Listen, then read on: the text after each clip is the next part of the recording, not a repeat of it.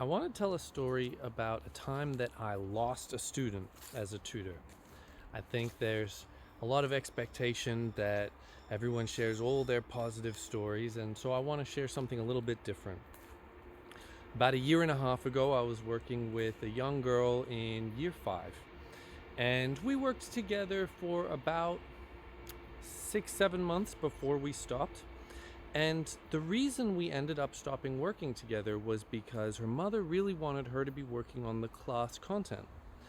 But she was actually really good at the class content.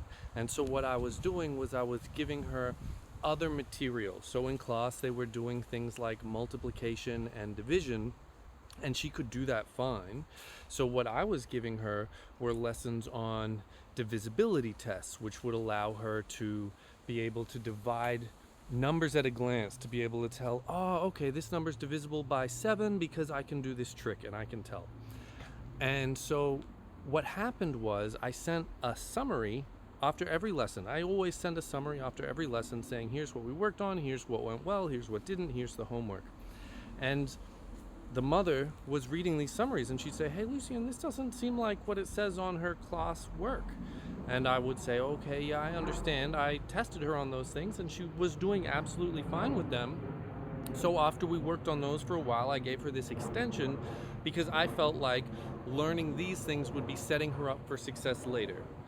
But that wasn't her mother's concern.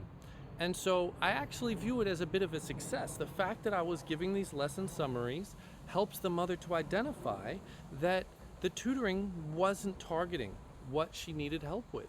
And so they canceled the tutoring. And I'm not mad about it. This is why I send lesson summaries, so parents know what's going on and they can make sure that they're getting what they wanted.